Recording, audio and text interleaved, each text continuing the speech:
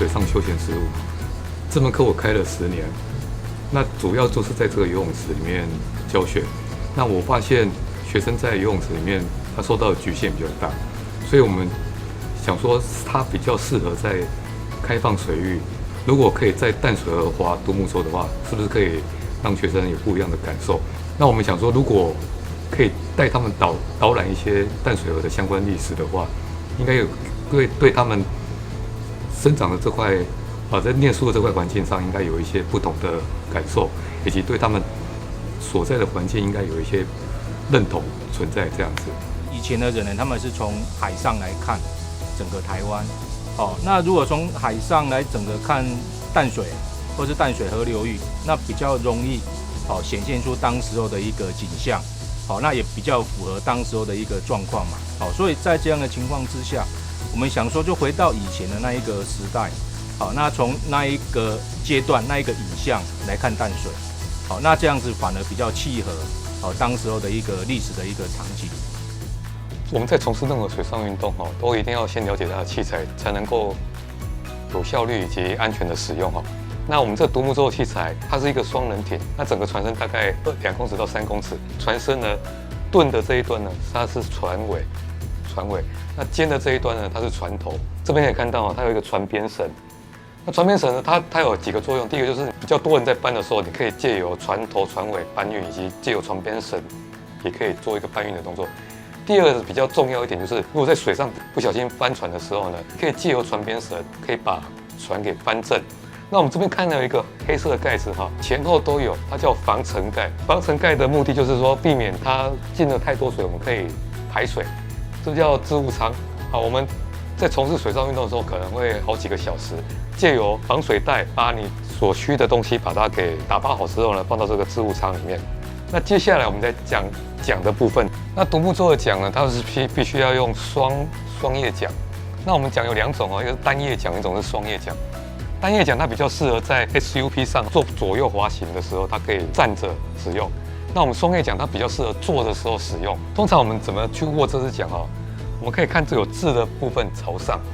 那你在划船的时候用凹面来划船，握桨的时候呢，我们手先与肩同宽。我们先把桨摆在头上。你在放在头上的过程中，以你的手可以呈90度这个直角的时候，它的这个握的距离是最恰当的。入水的时候，首先我们桨先入水，往身体方向拉，做一个划桨的动作。你的船受到动力，它就会往前进；右边受力，它会往左边偏。所以这时候你必须要把桨离开水面，换左边入水。桨的时候呢，你必须做好，我们从左边滑下去。接下来我们右边要入水的时候呢，我们要做一个转桨的动作。转桨像你在骑摩托车一样这样转桨，最好的角度就是90度，桨面与水呈90度的入水，这样子你抓的力道以及抓的面积会是最大的。同学，我们现在在这个地方就是比较靠近淡水出海口的地方。好，那后面这个地方的古地名一般都称为油车口。好，那油车口这个地方呢，主要就是比较靠沙仑、中仑这个地方的居民主要都是以这一个渔夫，还有那个引水人，引水人。好，那每一个港口都有引水人，那沙仑这个地方的引水人特别多。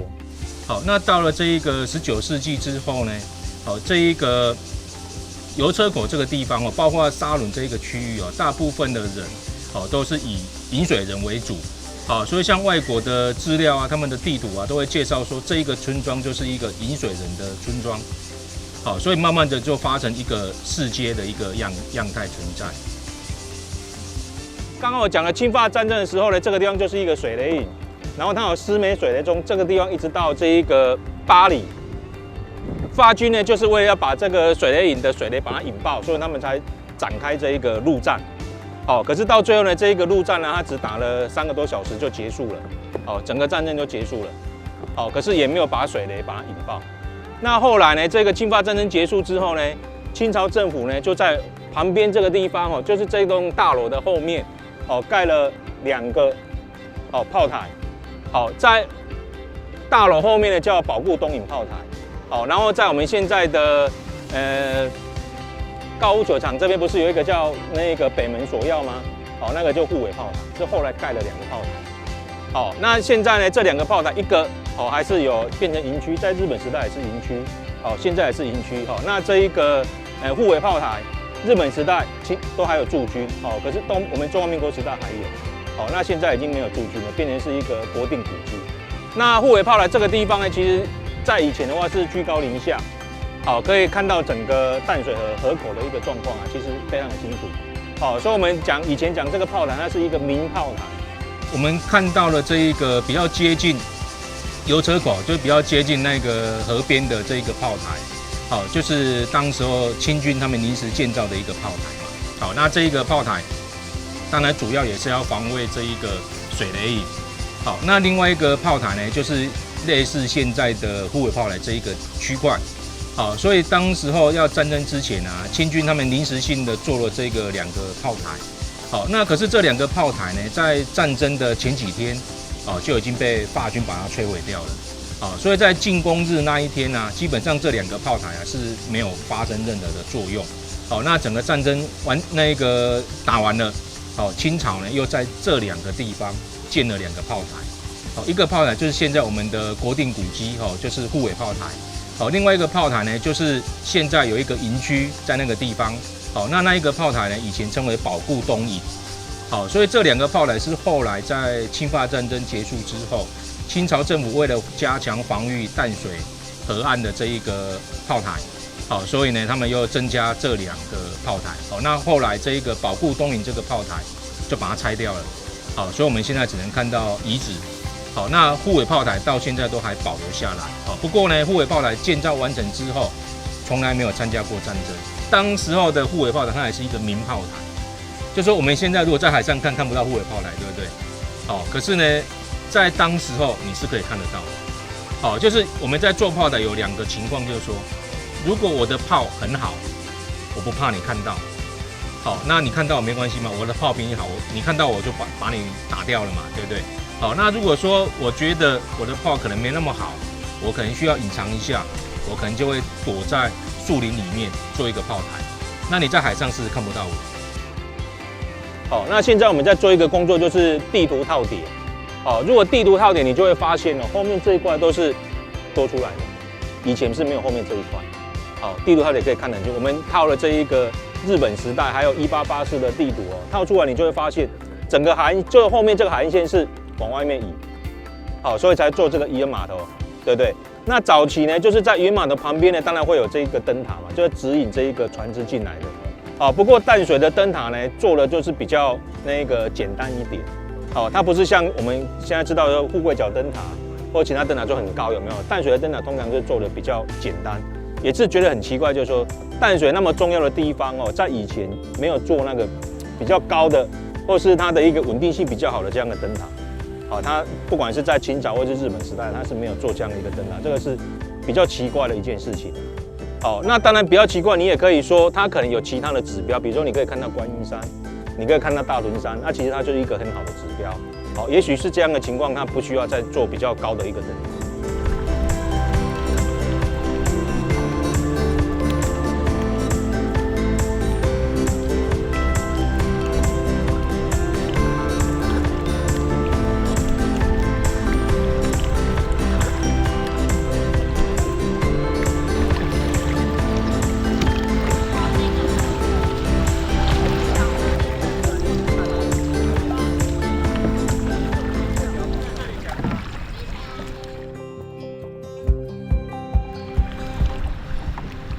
那以前淡水还没有开港之前，淡水当然就只有一个关卡，这个关卡我们就把它称为长关。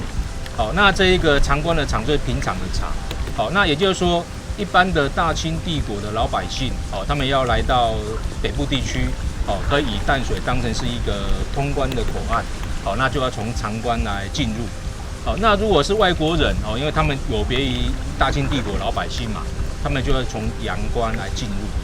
所以现在我们看到这个海关码头，就是当时候的洋关的一个登陆的地点。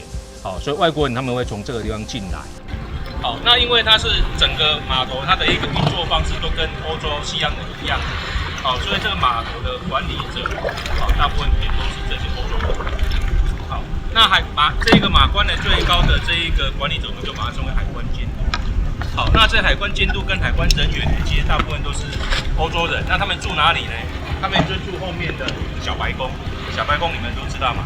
好，所以小白宫就是他们的宿舍。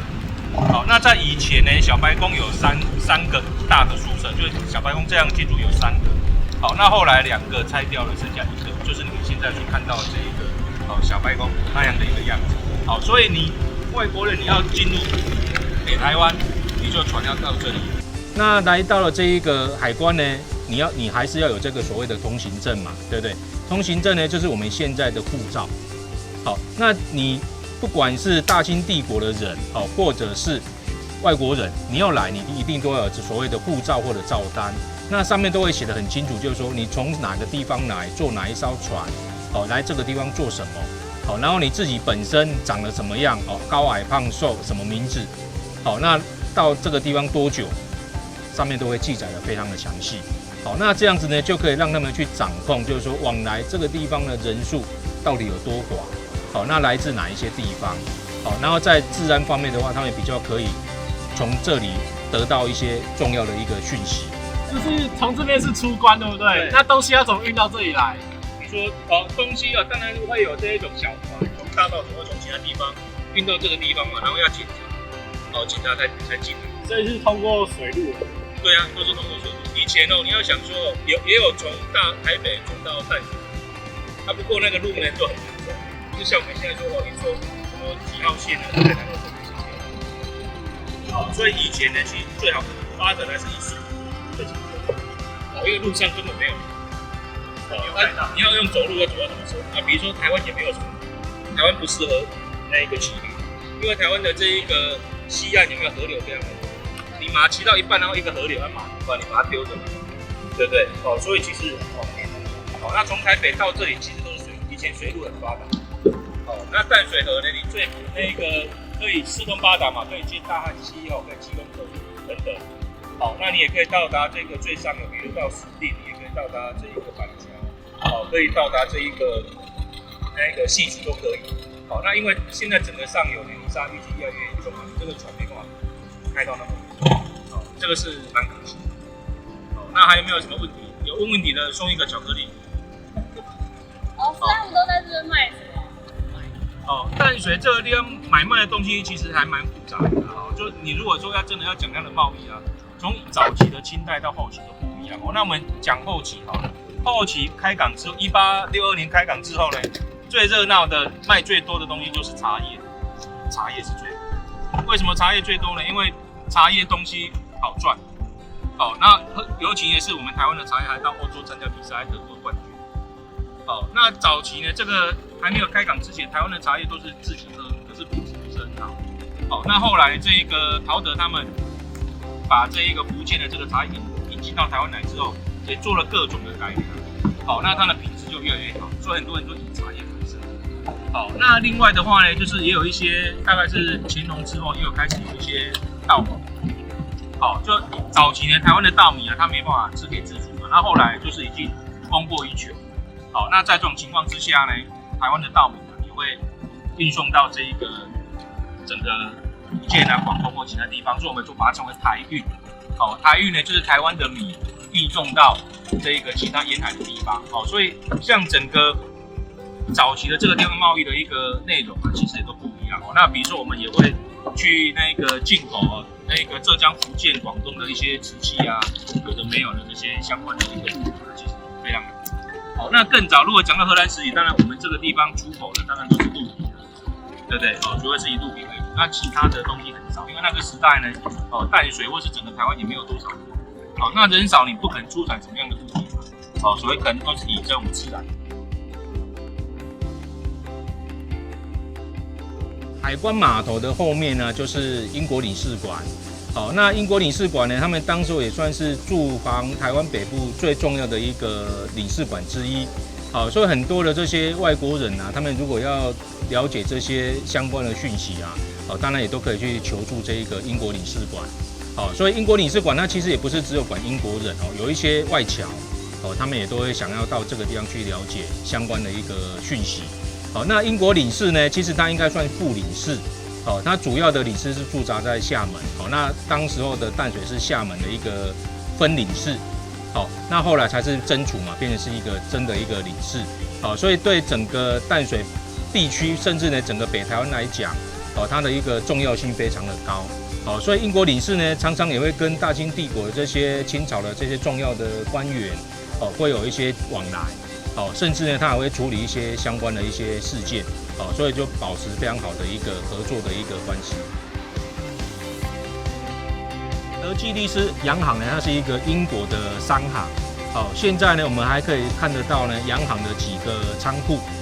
那现在前栋的仓库呢，就是由淡水古迹博物馆他们在做一些策展的工作。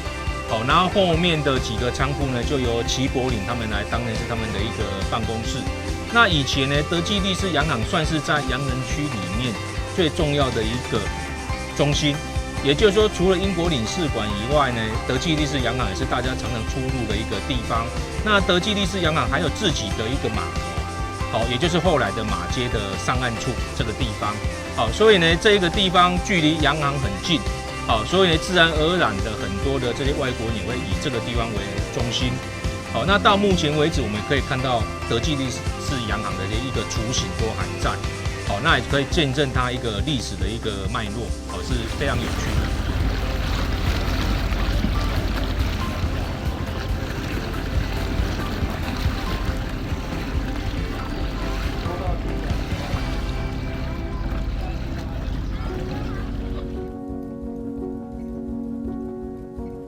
我们看到这个地方呢是马街上岸处。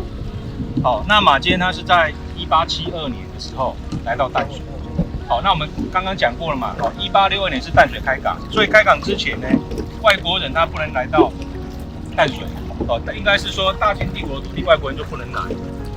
那可是呢，一刚开港之后呢，这些不管传教士啊、贸易商等等的，他们就开始来到台湾的其他的港口。那因为淡水是北部唯一开放的一个港口，所以马会很漂亮。所以你可以看到马街有一个铜像在那边，有没有在祈祷？那1872年3月的时候来的时候呢，他就下船之后，他第一句话讲原来这里就是我传教的地方。淡水河非常漂亮，它蛮新的。所以他从1872年来的时候，一直到了这一个1900年他在这个香港过世。那中间呢只有几次回到故乡。其他的时间都是在这个地方传教。所以马街上岸之后，他就往前面走。那你们就可以看到前面有一个淡水礼拜堂，现在刚才看不到，对不对？那淡水礼拜堂的旁边呢，会有一个护卫街医馆。那马街呢，他不是博士，他是一个传教士，可是呢，他有修过这一个大学部医学系的学分，所以有一些基本的医学的常识。所以一般我们台湾人都会称他为马街医生啊、马街博士啊。可是他其实他不是医生，他也不是博士。可是他为了要传教，要让大家可以去熟悉他的一个宗教，所以他就利用呢教育，还有这一个医学的这两种传教方式呢，去散播他的一个福音。所以像台湾第一个西式学校牛津理学堂，就是由马街他发起的。那第一个女子学校也是由马街跟他的太太发起的。第一个西式的医院也是由马街发起的。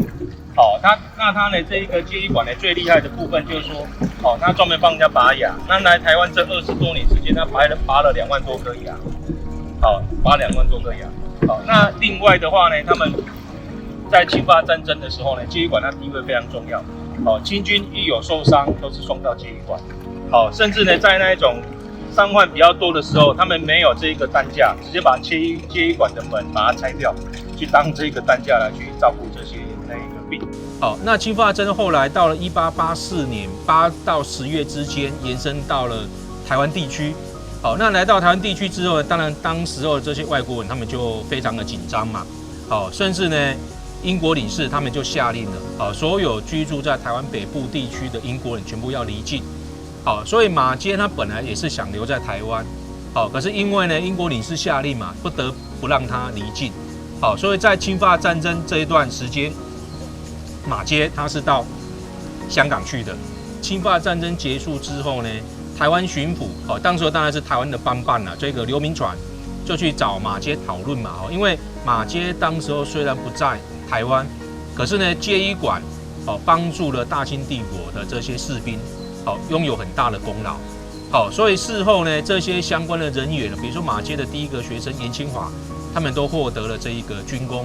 那当时候刘铭传也想赏识给马偕。比如说他有说给马偕一个匾额啊，或者给他一个军功啊，可是马偕认为说这些对他来讲没有什么样的一个帮助嘛，对不对？他就跟刘铭传讲在清法战争期间，台湾北部地区有很多的教堂被烧掉了，那希望呢清朝可以帮他们重建。那后来呢刘铭传也首肯了因为呢马偕的接医馆确实帮助大清帝国很多嘛，所以他当然去上奏朝廷。希望呢可以来补助这些教堂重建，所以后来刘铭传就给了马偕这些钱，让马偕去重建这些教堂，所以在整个清法战争的过程当中，我们可以看得到，就是说马偕在跟清朝官方人员的一个运作方面，或是跟他们交往方面啊，其实是非常的灵活，那也获得非常多的这些那个肯定，那。当地的老百姓当然对马偕的这样的一个义举当然也都持以肯定的态度。好，那同学们有没有什么问题要问？好，是有巧克力。有。马偕为什么要在这边上岸？因为当时候那个整个结构还没有完全，就是整个有没有鼓起来？有。因为当时候整个岸边它还不是非常完整。我们知道说刚开完港嘛，对不对？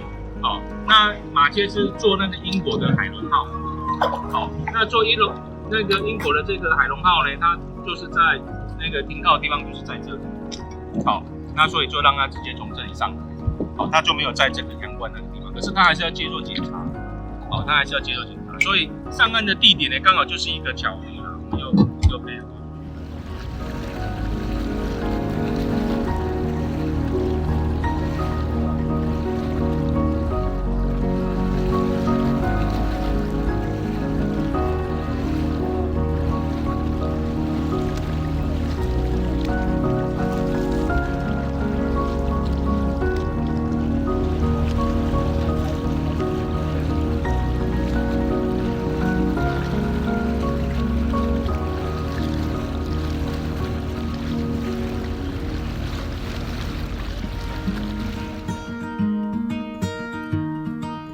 我们现在停的这个地方，你看前面就是一个渡船头嘛，对不对？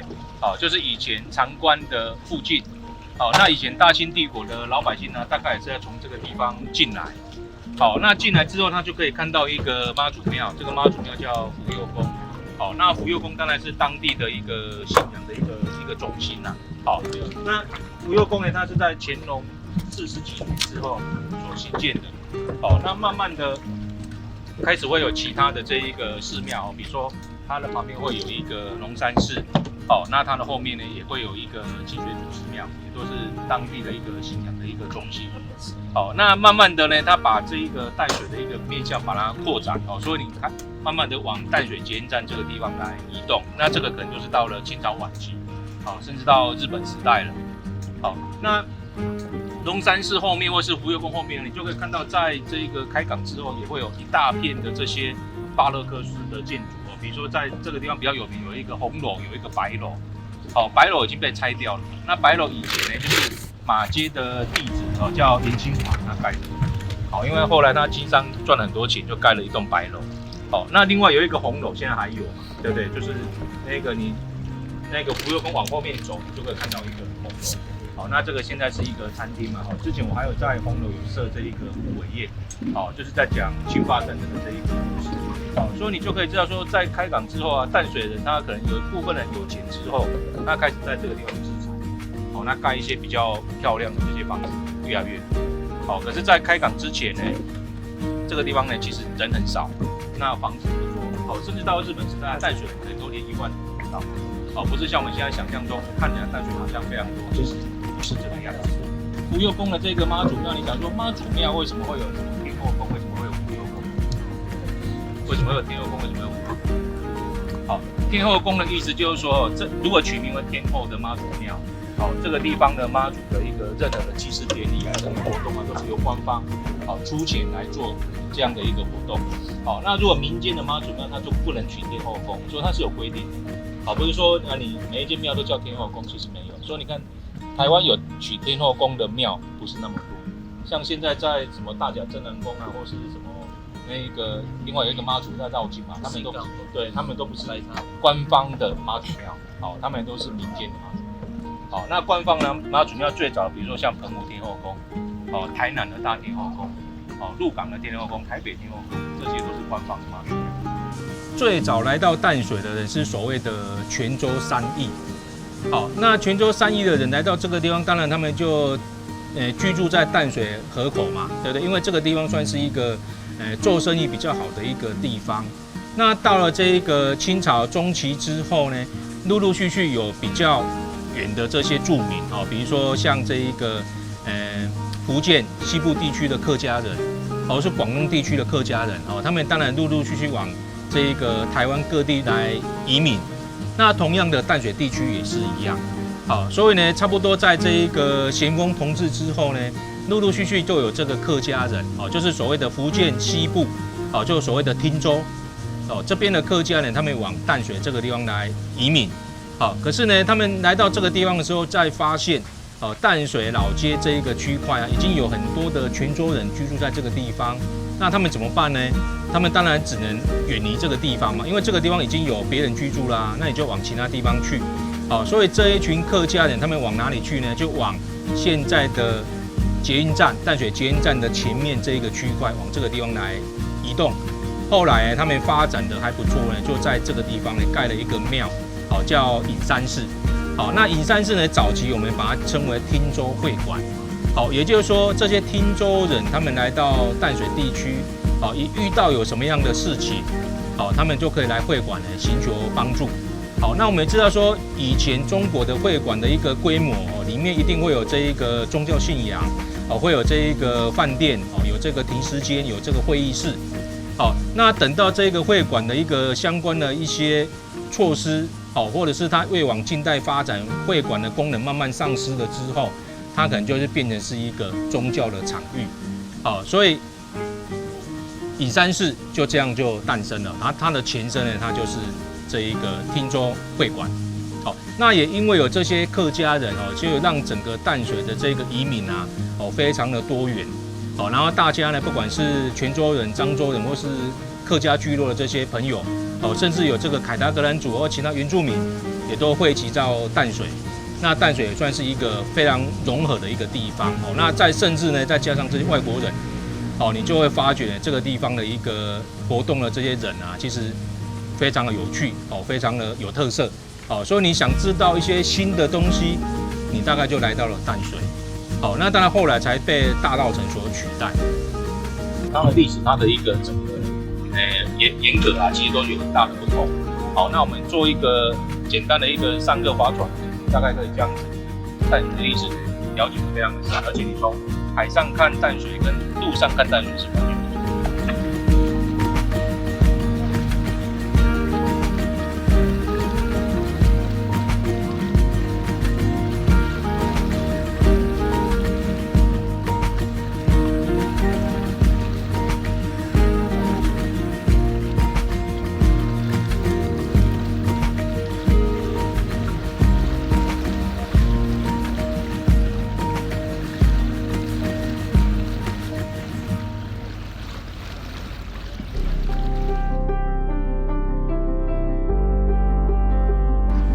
这边呢，你可以看得到哦，就是一个小渔港哦。那这个当然是后来才有。好，那后面的话就是现在淡水最热闹的一个交通的一个场域嘛，我们说淡水捷运站。好，那不管是那一个一般的公车或者是捷运，好，当然都以这个地方为中心。好，那反而就不是老街那个地方。好，老街那个地方反而就是一个观光的一个景点。好，那大众运输呢，当然就以这个地方为主。好。我们说10年河东10年河西，好，可是在这个清朝大概是中期晚期的时候，这个地方根本没什么人，好，可能要到了1870年甚至1880年之后呢，这个地方才开始发展起来。好，所以我刚刚讲的隐山寺啊，这个也蛮有趣的啊。隐山寺就是客家人、汀州人，他们来淡水的时间呢比较晚一点。好，所以他们来到这里呢，可以在沿海地区，就我们刚刚看到的这一个老街的这些福佑宫这个地方，早就被人家住光了嘛，对不对？他们就没有地方去，好，当然就比较往老街这个地方旁边四周去移动，好，所以就有一部分人他们就来到了这一个学府这个地方住，哦，可是没有想到呢，又经过了10几20年之后，反而发展的重心是在学府这个地方，好，而不是老街这个地方。老街这个地方就是你可能只是买卖东西当商店，好，可是你要住宅，你要做什么样的一个其他功能，可能就变得不是非常方便。好，所以你读这个历史蛮有趣的，就是说以前不热闹的地方，哦，反而现在去做规划，它变成是一个市政中心。水上机场这个部分是到了日本时代才有。好，那日本时代他们当初的一个想法就是说，他们要发展这一种所谓的海上的一个运输。好，那海上运输的话，如果说用船的话，它的速度会比较慢。好，所以它会开发一些用飞机的运输。可是用飞机运输，它的能量也是非常有限。好，我们想象中那个飞机啊，不是我们现在这种大的什么747啊、717这种大的，不是。哦，它的水上飞机也是那种比较小型的飞机。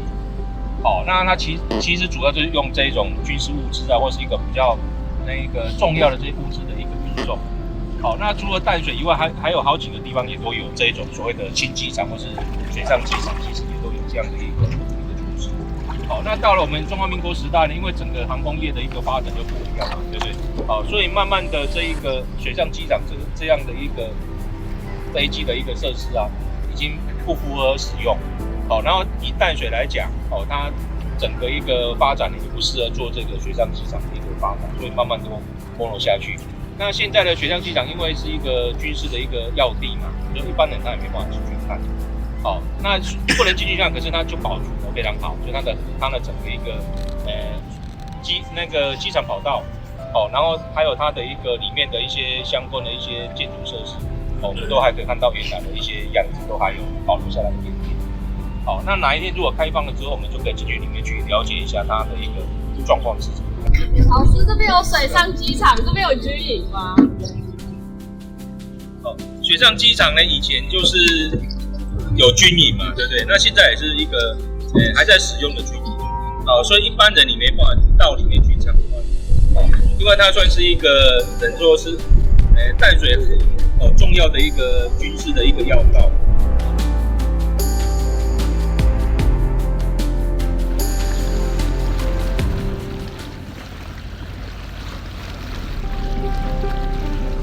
我们继续把独木舟划到了这一个关渡这一个地方，我们就可以看到关渡宫。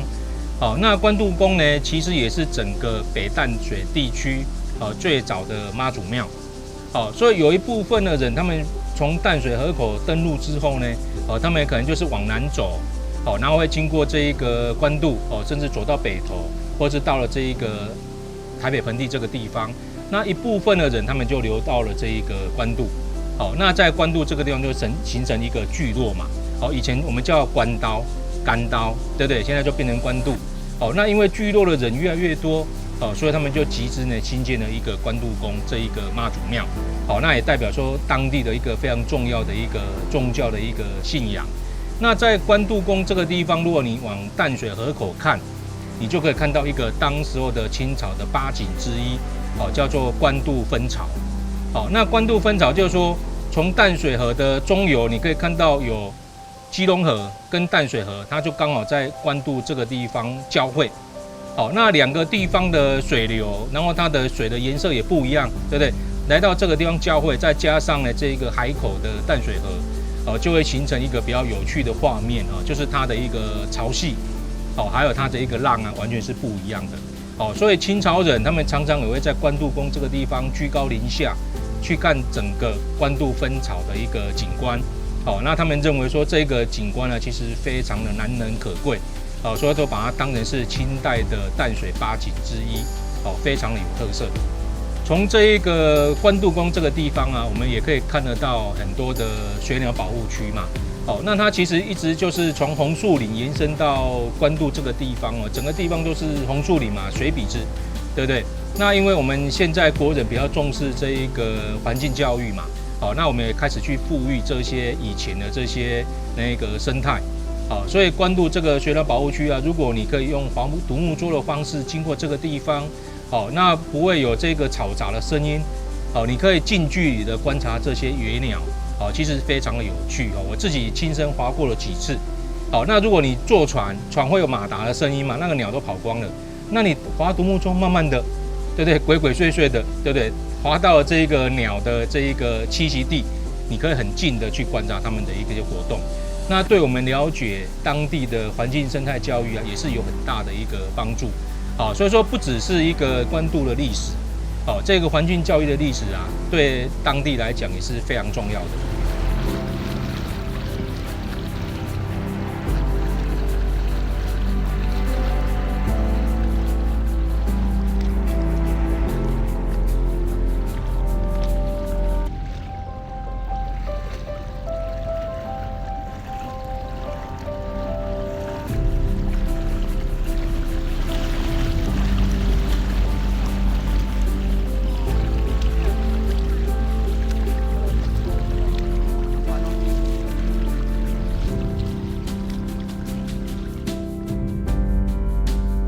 为什么我们要设计这样的一个教育的一个行程？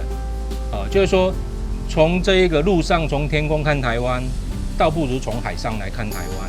好，从河上来看淡水。好，那我们现在讲淡水的历史，好，从16世纪讲到20世纪，我们当然要从河上来看淡水嘛，因为当时候没有飞机。好，所以说从海上或是从河上来看这一个当地的历史啊，我觉得可以看得更清楚。而且这一个脉络啊也会更清楚哦，所以我们才设计这样一套的一个教育的一个课程，好，也可以让人很容易、很快速的哦了解整个淡水河哦下游的一个历史的一个文化哦跟它的一个演进。希望借由这个课程的规划哦，进而推广到之后推广到中小学，让他们可以借由淡水河的划船体验，好更认识自己的家乡以及一些环保的议题。进而对这个土地产生一个认同感。